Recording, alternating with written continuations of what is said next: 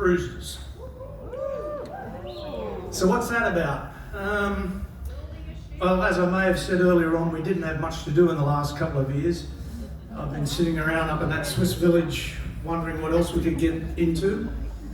And because I was spending a little bit of time in Croatia, we noticed that the coast was really pretty, and so our guys at Emerald and Evergreen decided it'd be a good idea maybe to charter one of those little vessels and run some cruises through there. It's been quite popular, sold really well. Problem is, the experience for us doesn't live up to what we like to deliver, either for Emerald or for Scenic.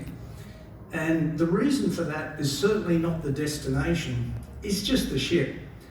To give you one simple statistic, it has 36 passengers and it's 500 gross tonne. That's under 14 gross tonne per guest. Eclipse is 78. So it's very limited on its public space, has 9 crew for 36 guests. That's 4 guests for every crew member. The guy who's the captain is also the person that serves you the drinks. It doesn't have any stabilisers. We've had quite a few itineraries where they haven't been able to get into port, etc. And for us, the experience promises a lot and the destination is fantastic and people are enjoying themselves.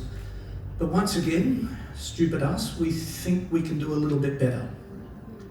So I'd like to introduce Emerald Azzurra.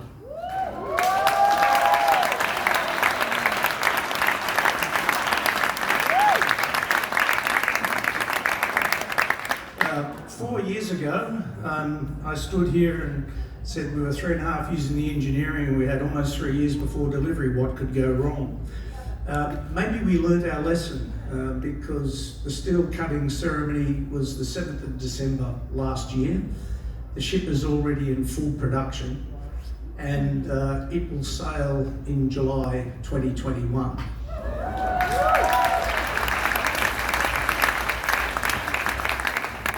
So what's it all about and where's the difference?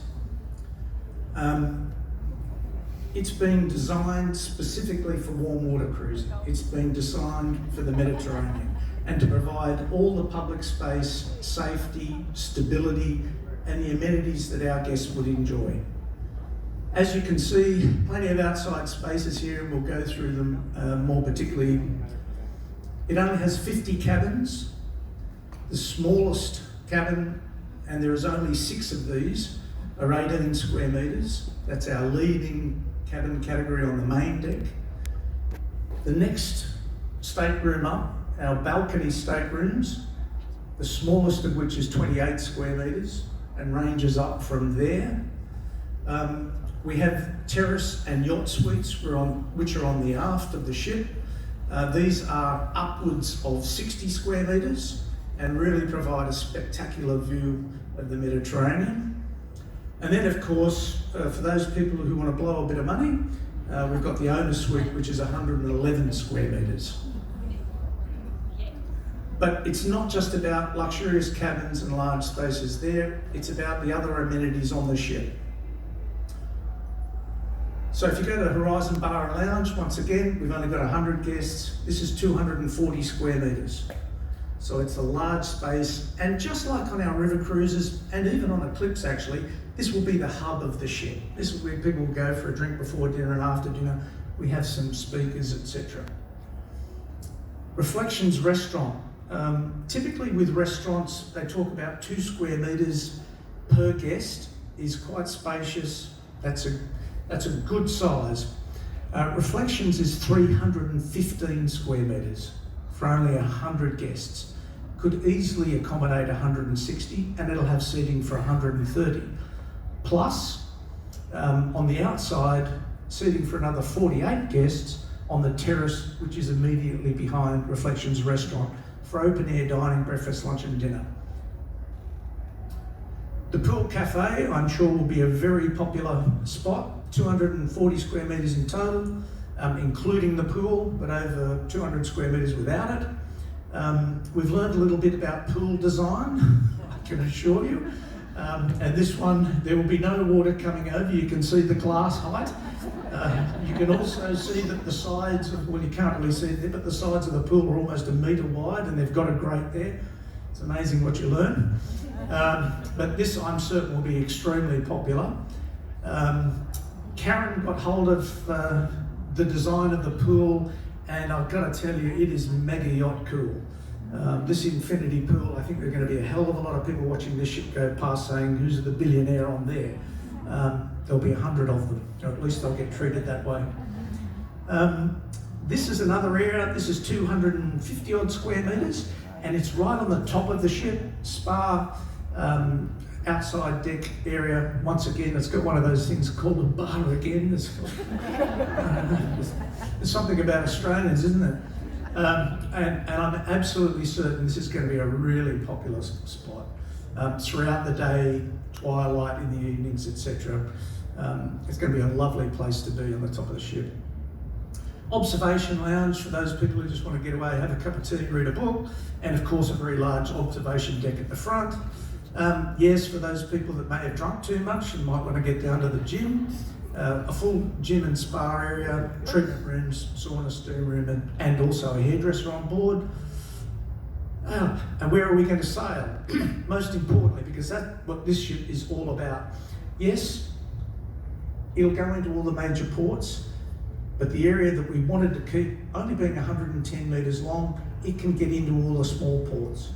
So yes, we start in Barcelona, finish in Rome, but it's all the little ports in between that'll make this really special.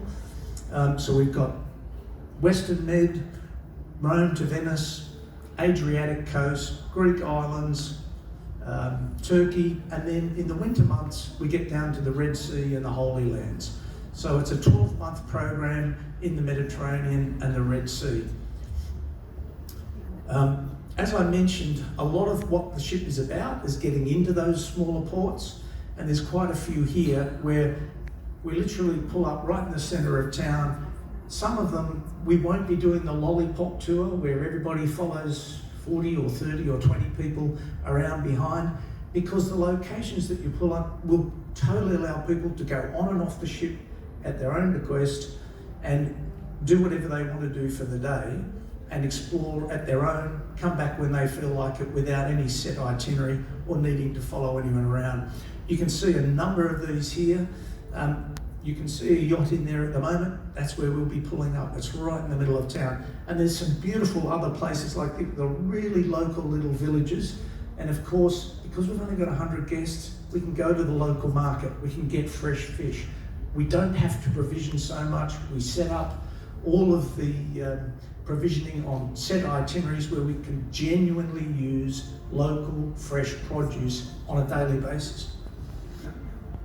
This one here I really love, Pran in Slovenia.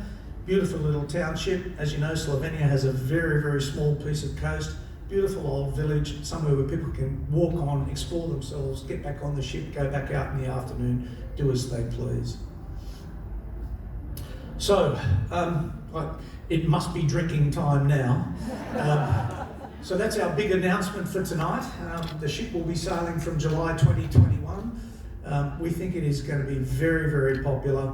It's a modern interpretation of ships in that class at the moment that are either 25, 30, 35 years old even, or the smaller ships that are not able to do all of the Mediterranean or have the modern amenities or the size of cabins that this one will. I'm certain you'll find it extremely popular. So thanks, and that is it for tonight.